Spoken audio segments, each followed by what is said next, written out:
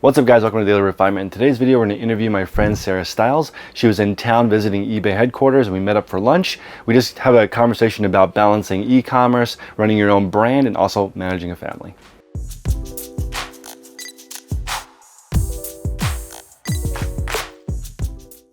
What's up guys, welcome to Daily Refinement. Today I'm with Sarah Stiles. This is really cool because I don't meet a lot of resellers in person. Last week I was at FlipCon, I met like 300 different resellers, so I'm kind of more in the mood now to do some networking. And I'm curious because I spent a lot of time with Sarah. We did like a little mini mentorship, and she grew her eBay store, and she has eBay and Poshmark and her own product and YouTube. So I'd like to see where she's at and also maybe what to do next. And she took the summer off, so maybe this is a good time to reflect. And this is not a specific talk today, but I just wanted to see where your head's at, where you want to go, how you want to approach reselling. And thanks for taking the time to meet me. Yeah, thank you for taking the time to meet me. Yeah. I am beyond honored. If you guys didn't watch our mentorship, Chris took the time out of his day. It was weekly for a while, and then monthly. I went from $2,000 a month to $10,000 a month with Chris's help, out of the kindness of his heart. I mean, we just hopped on YouTube, and there's no way that I could have done it without you. And now I've been able to sustain it, work part-time hours, be with my children, gross over $100,000 a year. Yep. It's pretty legit. And I'm excited that you met with me. I think it's cool in person, because there's not a lot of YouTube content that's math oriented, and yours is, you're like the numbers girl. Yes. You have your numbers product. And a lot of people, even though you say you have a small following, I think you're very influential because a lot of people do mention your content. Like you help them understand a specific thing. So but you have been consistent. You've been doing once a week? Yes, at least once a week, YouTube videos for 4 years. That's awesome. Yeah, sometimes I get gung-ho when I do like 4 or 5 a week when my brain's there. I don't love the back end of it, so I actually taught my virtual assistant how to kind of do some of the uploading and titles and stuff, and that's made it a lot easier for me. I like the creative. I like teaching people. I don't like the other stuff, so that's made it easier for me to be able to do it. That is interesting because I now have an editor, and she also films for me. And so it's very different if you just focus on the creative part and the teaching part. And I think that that's so necessary because right now so much of online learning is online, and we're in the beginning of online teaching, but you can learn a lot. And I think the next thing is actually teaching people like more physically than just info. There's so much information now. So the next step is, how do we actually mentor people, show people how to do the next step? And I think right now you're like the perfect example of someone who has different streams of income. Yeah. I just talking to Texas Gal Treasures, and she's like you. She's super brave, and she just jumped in and learned everything. So there's so many people who listen who don't do anything. So how are you able to? You left corporate America. Yes. And right away, did you start looking for different ways to do it? When I left corporate America, I mean, I had a baby, so I left when I had a baby. So right at first, no. And then my mind is just always going on. I started doing upcycle when my daughter was little because I was nursing and I couldn't find nursing clothes. And so I started making that. Like, it wasn't necessarily to make money. It was just like, I know how to sew. This is a need. And started doing that, upcycling. And then I had my second child. And I was like, I can't find the time to sew with 2 little kids at home. It's kind of dangerous to have like needles and stuff out. It was a very small income. It was more just a creative outlet outside of the children. And then I was like, well, I don't have to change the things that I'm buying at the thrift store. I can just sell them. And so I started on Poshmark. And within the first month, I think I had 300 items listed. And I was like, let's do this. I did it for like a year and a half, and then tried to get on eBay for months and months. And then I found you and was like, okay, let's make this real. So your reselling journey is not that long. No, I've been reselling on eBay like 3 years. Okay. Poshmark like a year before that. Okay. So now, right, we were talking a little bit on the drive over here. You're thinking about maybe not reselling. Is that actually on the, because no, I thought, I mean, also with my recent suspension, I thought about not reselling. Yeah. But you said maybe not because of the easy money. Like, what do you mean by that? Yeah. I feel like I don't have the creative outlet for it really anymore because I've gotten the processes down. I've learned eBay. I mean, we're talking a little bit about Whatnot, and so that might be a new creative outlet for like something for me to learn. Yeah. It was always, the money's nice. We built our lifestyle where one of us could work even before we had kids. So it's extras so we can go on vacations and kids can do things, but it's not necessarily like needed for mortgages. It's always been like a creative outlet, and I get paid for it, which is nice too.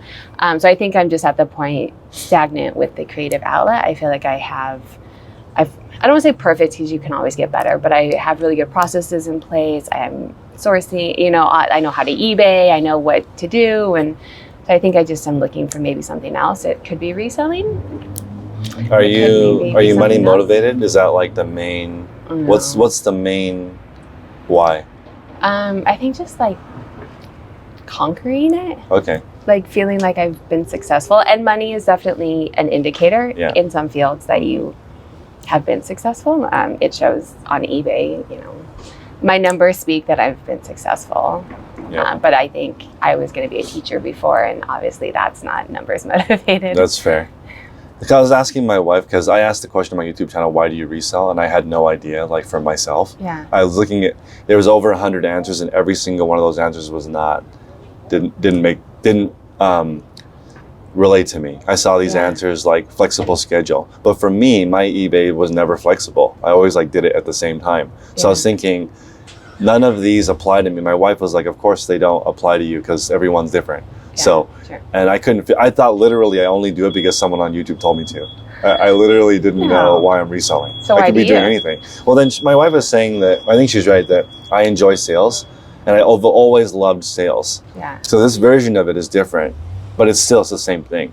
And she's like, you wouldn't wake up and work so hard and do all this stuff if you didn't enjoy selling stuff. That's just your thing. It's not a specific platform based. That's why I wasn't like devastated when I lost my eBay account, because you could do it somewhere else. I could just sell somewhere else, and it doesn't really stop my selling. And I've even considered going back to a normal job and selling for them, because there's a lot less pressure. Yes. You don't have to find, they have the things that you sell. So, and you go to work and then you leave. Then you like go to work working and for you yourself has this big hype that it's great, and it is. Yeah. But corporate America was nice. Like I went from 7 to 4. I came home. I got lunch breaks. It wasn't on my mind all the time. Right now, I'm out here. I took a week off. I don't get a shit. My sales are going to decline. Like it's always on your mind when you work for someone else. Like they paid me to take time off and didn't have to think about it. So you're here visiting eBay. I am, which is cool. What's it like meeting other resellers in person? What is it? What do you? It's surreal. So I was asked to speak at eBay Open, which is also like completely surreal, because I feel like I'm such a newbie. I mean, I feel like we were just talking a year ago and how to grow it. And they reached out to me and asked me to talk about tools and analytics, which is what I'm passionate about. And so I'm glad that it's like portraying. And I think that I'm expert enough to speak about it. It's been fantastic to see other resellers. I'm the bottom as far as how much I sell. Well, like how much, I mean, I was talking to someone yesterday who has 150 employees. Yeah. So like I have a virtual assistant and I work 20 hours. So compared to, I got you. But it's nice to talk to other people who do it as a business and have a business mindset, where a lot of resellers are kind of like more casual. And so when you talk, especially me, because I talk numbers, like, oh, what's your sell-through rate? What's your average sale price? And they just like, so it's nice to like talk to other resellers that are in the business mindset and get to know. We've had meetings with some of the executives. I met Jamie yesterday. It's surreal, but it's evolved into that. This is very interesting. So, do you consider yourself casual? No. I don't either. So I feel like you can't accidentally do 100,000 in sales. No, and I'm very intentional. Yeah. Okay. So we talked a little bit before this about like sourcing becoming an issue. You've done some buyouts. I have been inundated with this, so I'm not even really sure how to approach this, because someone reaches out to you, they want to sell their closet. How do you approach it? Is this common? Yeah. So since when we started our mentorship, it was the beginning of the pandemic. So it was like, how am I going to source? I can't go to thrift stores anymore. I started doing like pallets and stuff. And that the margins there just kind of faded away, and I didn't really like doing it. But since we started, I had been like, I'll buy closets, because you had mentioned like that's a great way to source. And it's taken about 1.5 years on social media for me to be like, I'll buy your closet, I'll buy your, like mentioning it numerous times, that now I'm getting maybe once a month, twice a month. I'll get people just reach out. Hey, I saw you on social media. I saw you buy closets. I have this many items. Do you want to buy it for me? And then I'll usually ask them how many items, what their store is, how many of it's listed. And then I'll go through and look at their store and see if it's stuff that I would buy normally. And then I usually send them like a bins price offer because I'm buying it out. And a lot of times it's like, oh, I have 600 listed and then I have a death pile of 300. And I'm like, well, I don't know what I'm getting. And so I want to minimize my risk. And for the most part, people just want to get rid of it, and they'd rather make what they paid for and help support me than just donating it back to thrift stores. Do they ship it to you?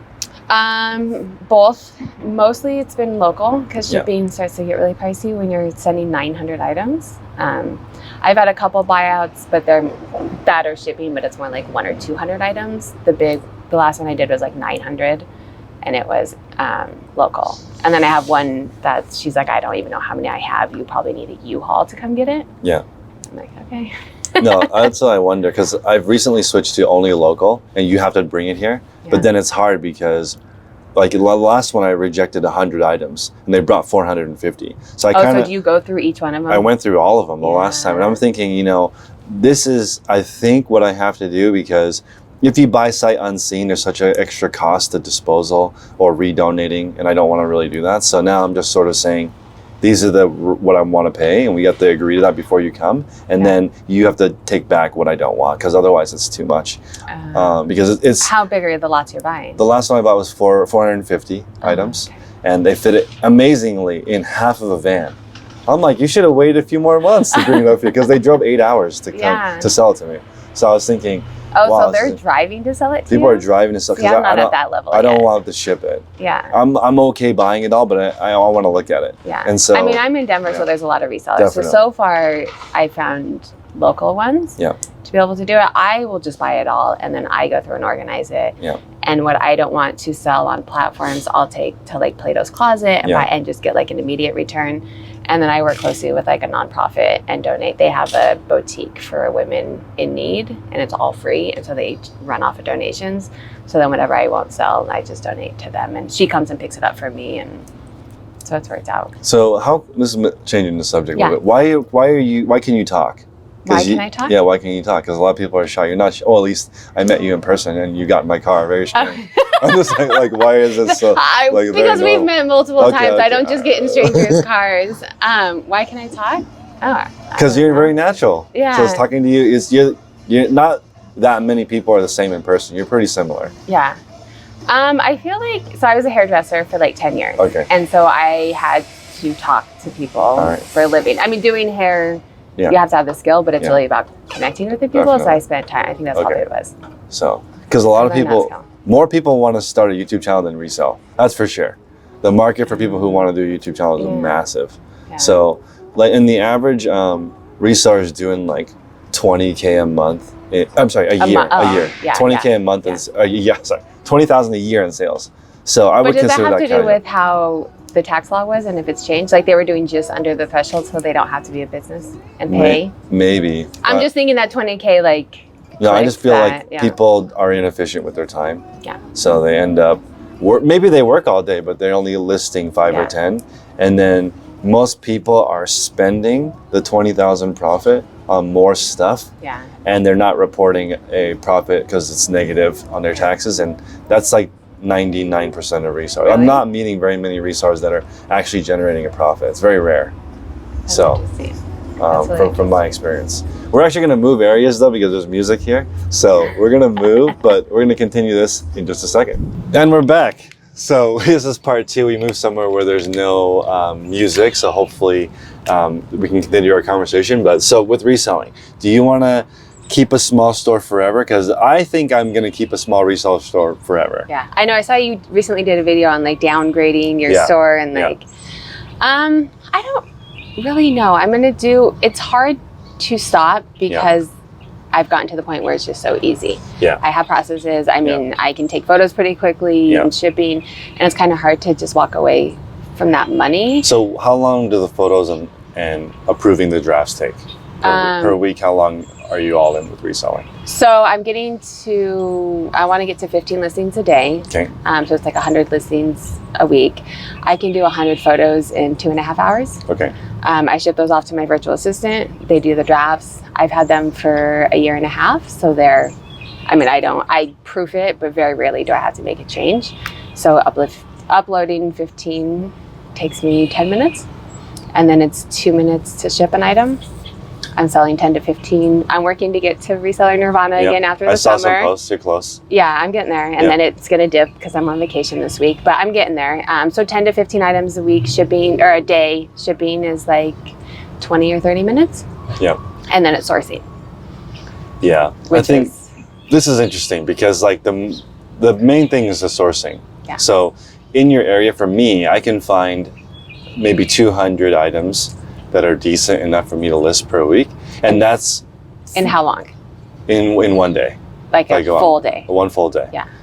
So for me, in order to do more than that, I would have to do a lot because I'm already really efficient and it still takes all day. This is 30 a day. Yeah. And 30 a day is not enough money to have somebody do it for me. Right. I would have to do most of it for 30 a day.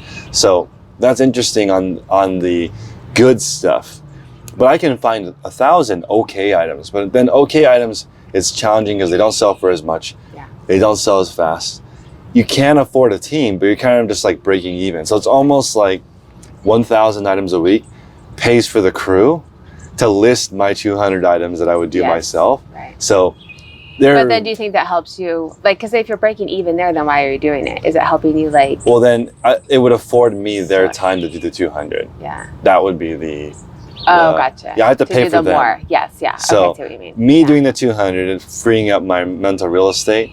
But then it's very interesting because I was just telling Sarah that I have a videographer now, and my mental real estate is all back. I got it all back. Yes. So, but which you can't put a number on. I don't know if you can put a number on that because it is right now. I'm filming on my own, and this is like mind blowing. So it's compared to I haven't made a video in 8 months. Yeah. So this is very interesting. Well, and once because you have a child now, and so that mental real estate is being able to creatively do YouTube for me, and then have someone else upload it. Yeah. I lose money because I'm not to the point where I'm making enough to what she does. Yeah.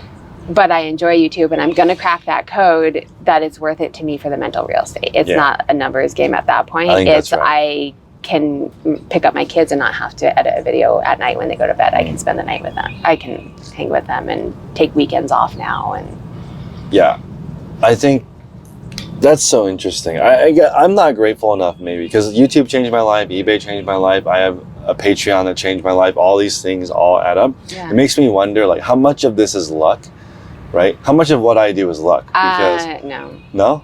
You work very hard. I do work and you're very hard. I think a lot of it, I was telling my husband, he's listening to these podcasts about like being an entrepreneur and like what separates them. Yeah. And I was like, I think one of the big things is just the consistency. Yeah, anyone can list on eBay. Like you can figure it out. I've taught virtual assistants to do it.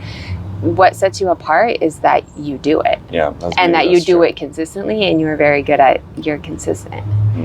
And you're learning and you learn it and I don't think it's luck. I mean, maybe like 2% of luck. Yeah. You met the right person at the right time. Right. Like I was lucky to have met you and you I guess that's were like, okay, I guess I sent you an email and for you to read it and be like, okay, I finally had you gotten on a bad day, you would have been like, no, right? That's true. So that was luck. But no, that is interesting. I think, putting yourself out there because at this point my YouTube channel doesn't make any money because it just covers the editor. Yeah. So, but the opportunities that it brings are so interesting. There's sponsorship deals. There are definitely tons of people that you meet.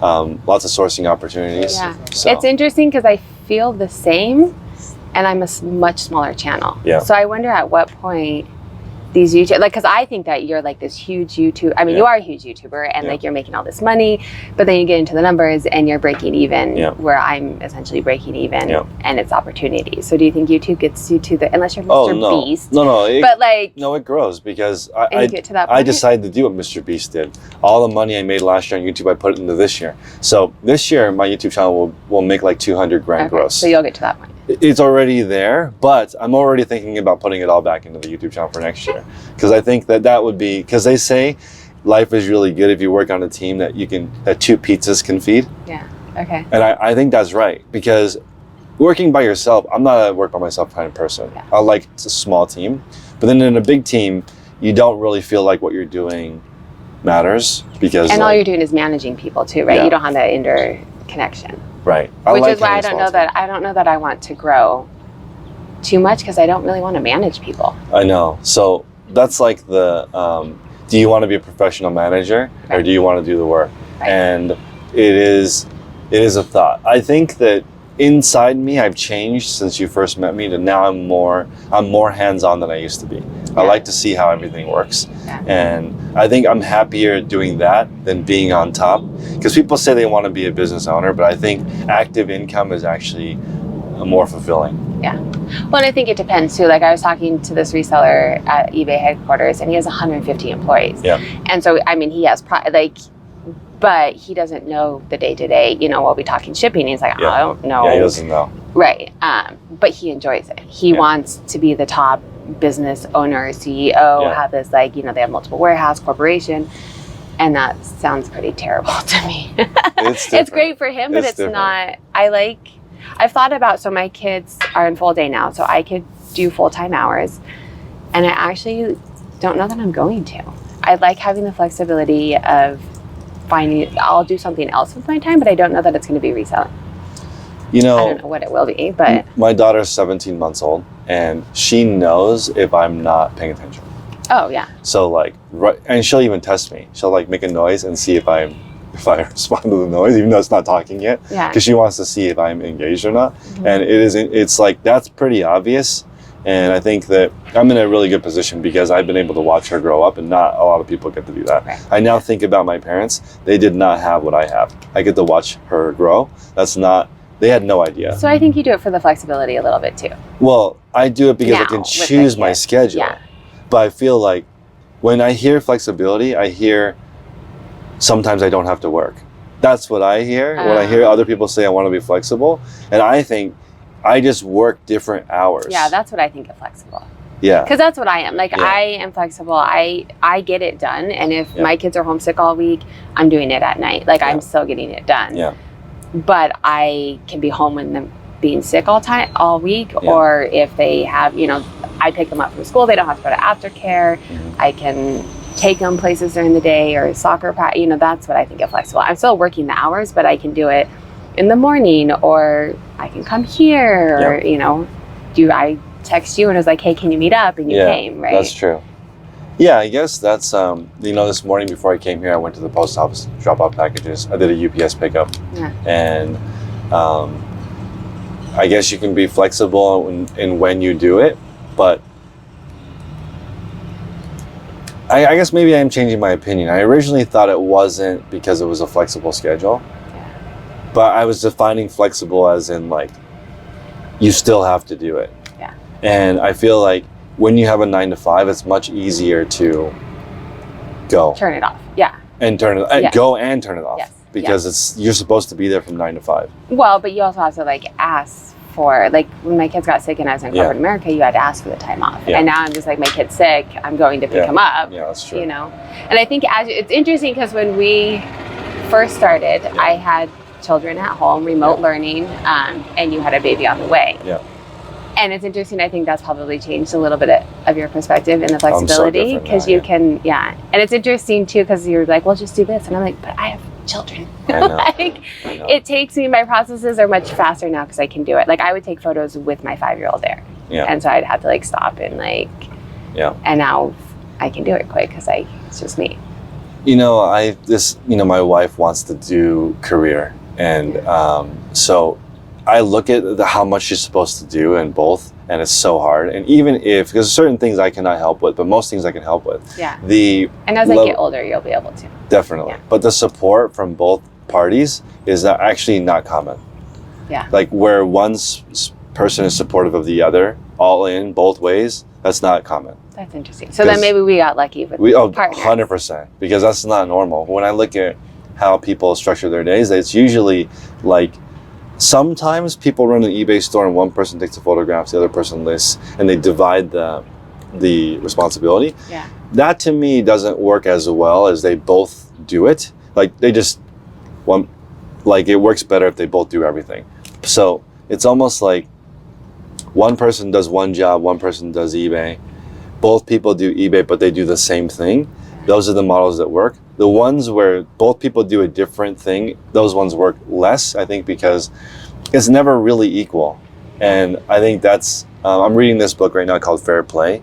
And I now realize that if my wife has to ask me, like, take the trash out, even if I'm the guy that takes the trash out, that's not off her mental plate. Right, because she has to think to ask you. She has to think to ask me. There's mental stuff. So, and then it's also nagging to you too, right? Like you have to be asked. Exactly. So now I know, like I was watching in the documentary I watched, they have 4 kids, and that means trash is daily. I'm not a trash is daily. We're a trash is daily. There's 5 of us, yeah. So dishwasher is like twice a day. So laundry's daily. If you have that set up, so you know, then the other person, like this is my role, then they can take it off their plate, and then they can really thrive. Yeah. But I think a lot of people do invisible work where nothing is really off their plate. It's all kind of on their plate. Oh, see, and we split up. Like, my husband does the dishes. I don't touch them. Yeah. And if they pile up, that's on him. Yeah. But it's off. Like, I don't think about it. That's it's his thing. And I do the laundry, and he doesn't think about it. Yeah. And then there's no, like, do the dishes, it's just, and then I don't have to think about it either. But that's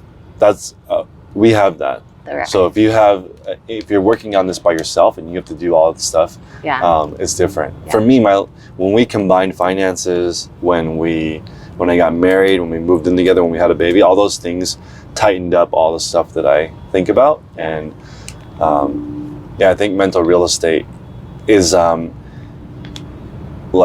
it's fragile because social media, okay, first off, it's not normal to sell thousands or hundreds of items. Yeah. Okay. Each time you sell something or you buy something, there's more stuff. If you sell something, your Rolodex grows, so now you know more things, right? Right. That never stops. And now the influx is so high that I have to literally stop at like 6 o'clock, like no more thinking, or I will not be able to go to sleep. Yes. And that's hard to turn it off, especially because my office is at my house still. Yeah. Because my kids are there. I would not be able to get to a storage unit every day to ship. Yeah. Maybe now, but probably not. And so it's hard to turn it. Like I've worked this past year really hard to turn it off. Like 6 o'clock hits. I'm trying really hard to take weekends off now that the kids are in school and not. I mean, I still ship in the morning, but I used to go sourcing or do a YouTube video or like. You don't get it, and I think kids does it too. You don't get the time back with the kids. I have a 16-year-old now who's driving. I know how quickly it goes. My 5-year-old's going to be there soon, and you only get so many summers off with them. Like if I was working all the time, I wouldn't get that. No, I think that's right. They say you only have 17 summers with your kid, and then it's less than that because once they turn into a teenager, they want nothing to do with you. And I guess that's true. And when you're a baby, when they're little, you don't really talk to them or anything. Right. So maybe it's only 10. Yeah. And the ages, so mine are 5 and 7, and this was like a fun summer. Like we did fun things. That's cool. Not just like story time at the library with a toddler. Like we actually like hiked and biked and lots of fun stuff. We go to the library once a week now, and so she gets new toys every single week now, but you can check it out. And really? So the library has toys for checkout, books for checkout. So we found that if there's more than 3 toys, she doesn't really play with them. So she just has 3 toys and we rotate them every week. And that's interesting because our library doesn't do that, but I would do that. I would put all of their toys in the closet and set out a couple, and then in a couple weeks set out, because otherwise it's too much. Yeah, it's and then anything that has parts, they get lost. Yeah, I know. But it's a lot of work. I'd much rather do it at the library and then not have to pay for these toys. that is also because then they outgrow them too. Our library has tools. You can like rent a saw. Really? You can you can rent Wi-Fi. I didn't realize that. You can, if you really are out there and you don't want to pay for Wi-Fi, your local library probably will let you rent it for 30 days. You can go back every month and get free Wi-Fi. That's if you need that kind of a support from your public facilities. That's awesome. Yeah. Ours has like free passes to like the zoo and museums, and so we do that a lot. I think that's cool. So and also like I was like once every 2 weeks garbage guy. Now with the baby and the wife, it's like 5 days, but I know trash is daily. When I saw that, it hit different because I was like, okay, I get it. This lady is managing career, all these kids. She's managing her husband. She's managing all her husband's tasks. And I was like, I'm not about that life. that was a lot. I She can't just manage and this she life. just said, okay, divorce, Yeah. or eat, pray, love. I leave this all behind by myself, moving to Africa, Yeah. or we need to do Figure something this out. totally different. Yeah. And I think some of it though has to do with people's personality traits. Like Yeah. I'm not a control freak, okay, and so I don't care how he does the dishes. Where I feel like some relationships, has to be a certain way. yes, and even with like resellers, like the amount of people that are like, I want a VA so bad, but they're not going to do it right, and I'm Yeah. like, they are not going to do it the way you do it. Yeah, And if you can't get past that, it's not going to work. yeah. And I'm not. That's not my. Well, I'm like, you do it 80% well. You do control your business, though. Yeah. Oh, but I I'm see, I saying see. like, we can split our tasks at home because I don't have to control how he does the dishes. Okay. And in my business, I don't have to control how my VA does it. Like I have a certain threshold of how I want them to be. Yeah. But I know it's never going to be. They're actually better than I am now, to be honest. But when I was training them, like I knew there was going to be mistakes, and if you have people under you, they're never going to be, and you have to get rid of that control, I think, to be able to do it. That's cool. Well, I don't want to take up too much of your time. So hopefully this was useful, guys. Everybody follow Sarah. Where can they find you on social? I'm Sarah Styles LLC on all social media platforms and reselling Poshmark and eBay. Love it. All right, guys. Appreciate you guys. Reach out to Sarah if you need more help. Please subscribe. She's trying to grow her YouTube channel as well. She's been consistent. So appreciate everyone for stopping by today. Hopefully this is interesting doing it out in the wild. So take care, everybody. Make progress daily.